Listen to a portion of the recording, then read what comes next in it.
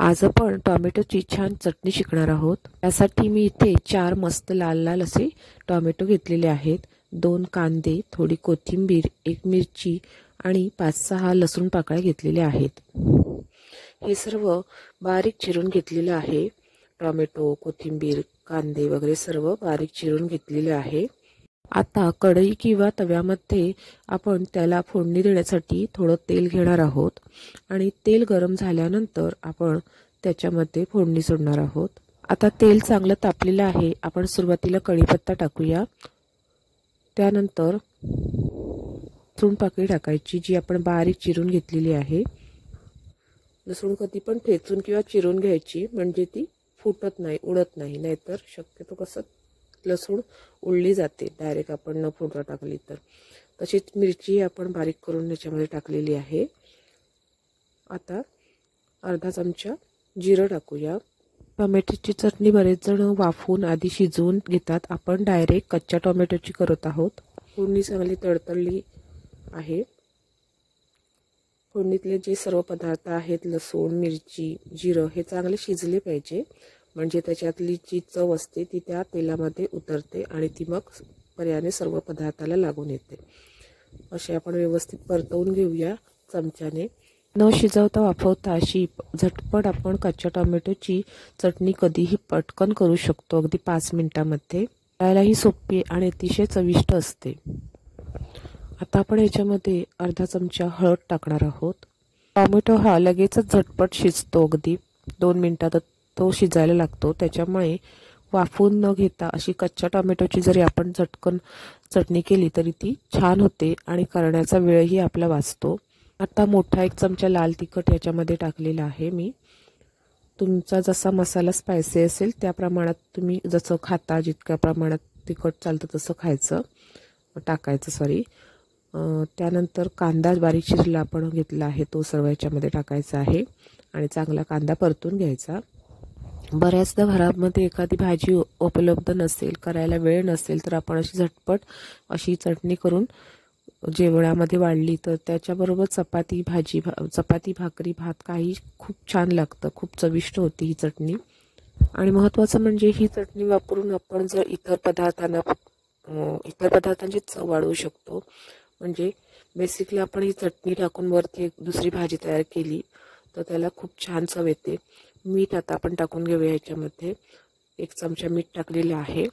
जर अशी चटणी तुम्ही बनवून तयार करून ठेवली तर झटकन अशी चटणी फोडणीला टाकून म्हणजे तेलामध्ये सोडून त्याच्यावरती बटाट्याची म्हणा किंवा इतर दोडकीची किंवा आणखीन कुठली अशी तत्सम भाजी तुम्ही झटकन करू शकता। तेल थोडं मी आणखीन त्याच्यामध्ये टाकलेलं आहे। किंवा मग मांसाहारी पदार्थही म्हणजे सुकी मच्छी वगैरे किंवा कोळंबी अशी आपण याच्यामध्ये झटकन करू शकतो। बऱ्याचशा पदार्थांची, मांसाहारी आणि शाकाहारी पदार्थांची आपण अशी स्टार्टिंग करतो टोमॅटोची चटणी करून, मग त्याच्यामध्ये आपण बाकीचे पदार्थ सोडतो। तर तुम्ही अशी चटणी ऑलरेडी आधीच बनवून फ्रीजमध्ये ठेवला स्टोअर करून, तर तुमचे इतर पदार्थ झटपट तयार होऊ शकतात ही चटणी बेसिकली वापरून। तर आता याच्यामध्ये आपण लाल बुंद असे बारीक चिरलेले हे सर्व आपले टोमॅटो त्याच्यामध्ये टाकलेले आहेत। ते सर्व व्यवस्थित मिक्स करून घ्यायचे आणि लगेचच ते 1 मिनिटातच असे शिजायला लागतात।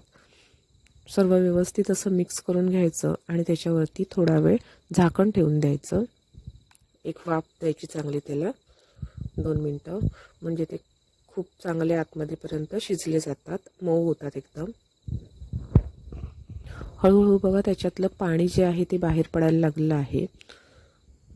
याच्यामध्ये दुसरं पाणी टाकण्याची गरज नाही आहे। ऑलरेडी त्याच्यामध्ये जे टोमॅटोच्या आतलं पाणी असतं ते बाहेर पडतं आणि ओलसर अशी ही भाजी आपोआपच तयार होते।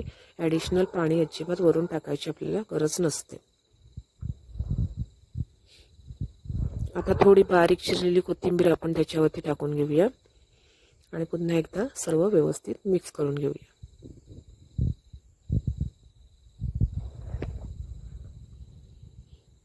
छान असा मस्त चवदार रस त्या भाजीला आता सुटलेला आहे बघा।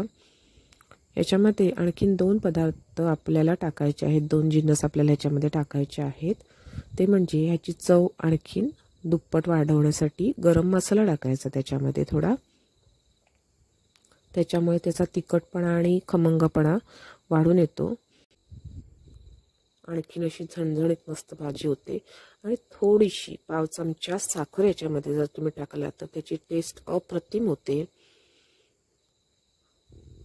त्यामुळे नक्की साखर टाकून बघा. भाजीची ह्या किंवा चटणीची ह्या चव अतिशय छान वाढते. आता साखर टाकल्यामुळे आणखीन छान असं त्याला रस सुटलेला आहे बघा भाजीला. मस्त अगदी भाजी शिजायला लागलेली आहे आपली. आता आपण याच्यावरती 2 मिनिटासाठी झाकण ठेवून देऊया.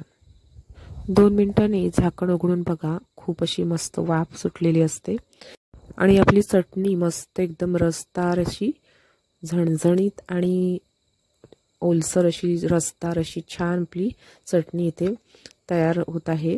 आता आपण ती चमच्याने अशी मश करून घ्यायची, अशी दाबून दाबून. त्यामुळे आणखीन छान ती ग्रेव्हीसारखी तयार होते आणि चवही चांगली येते त्याला. टोमॅटो पूर्ण शिजलेला आहे त्याच्यामुळे ते लगेचच असं नुसतं थोडंसं हलकं दाबलं तरी छान मश होतं आहे बघा. आणि चटणी अशी छान मस्त तयार झालेली आहे. एकदम झणझणीत आंबट तिखट अशी खूप चविष्ट अशी चटणी तयार होते. आणि याबरोबर भाकरी चपाती भात काहीही खा, एकदम छान मस्त एकदम चविष्ट होतं. ही बघा कशी लाल बुंद आणि मस्त चविष्ट अशी आपली टोमॅटोची चटणी तयार झालेली आहे. तर यापुढे आणखीन म्हणजे आम्ही तर कोकणामध्ये राहतो, तर कोकणातली माणसं ही नुसती चटणी अशी न करता आणखीन थोडं त्याच्यामध्ये ॲडिशनल करतात. ते म्हणजे आमच्याकडे कोकणामध्ये मिळणारा प्रसिद्ध नारळ खोबरं याच्यामध्ये थोडंसं आम्ही टाकतो आणि त्याची भाजी करतो. म्हणजे हीच चटणी पुढे थोडीशी एक स्टेप वाढवून रेसिपी त्याच्यामध्ये आम्ही ओलं खोबरं टाकतो. ही आमची कोकणातली जास्त पद्धत आहे. बाकी ठिकाणी टोमॅटोची चटणी ही एवढीच स्टेप वापरली जाते. तर आमच्या कोकणामध्ये जी ॲडिशनल याच्यामध्ये स्टेप आहे ती म्हणजे आम्ही याच्यामध्ये ओलं खोबरं टाकतो आणि ती छानसर अशी चटणी, इवन त्याला आपण भाजी म्हणू शकतो, अशा पद्धतीची छान टोमॅटोची भाजी झटपट होणारी तयार होते याच्यातून. तर असं मी 1 वाटी ह्याच्यामध्ये खोबरं बघा टाकलेलं आहे ओलं. ओल्या नारळाला कशी खूप छान चव असते गोडसर. ती चव त्याच्यामध्ये उतरल्यानंतर त्या चटणीची अतिशय म्हणजे चव खूपच छान आणखीन वाढते.